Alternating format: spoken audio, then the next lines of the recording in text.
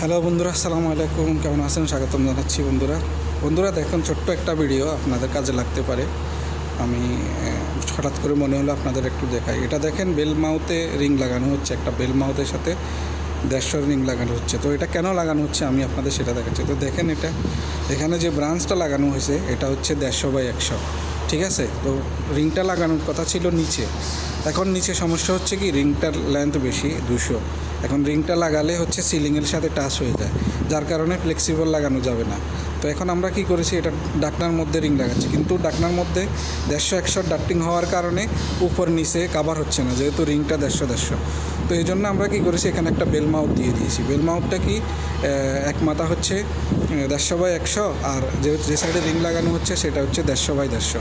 তো এই জন্য 150/100 সাইডে ওই রিংটা ভিতরে ঢুকাই দিয়ে রিবিট মেরে আমরা এটা লাগিয়ে দিয়েছি। তো এরকম হয় অনেক সময়, অনেক ক্ষেত্রে আপনারা দেখতে পারেন। এটা হচ্ছে 150/100 ডাক্টিং মেন ব্রাঞ্চটা, কিন্তু যখন ডাকনার মধ্যে রিং লাগাতে যাই তখন কাভার হয় না, উপর নিচে সাইডে কাভার হয়। সাইডে যেহেতু 150 ডাক্টিংয়ের সাইজ, কিন্তু হাইটে যেহেতু 100, সেহেতু 150 রিং বসানো যাচ্ছে না। তো এই জন্য আমরা বেল মাউথ বানাইছি।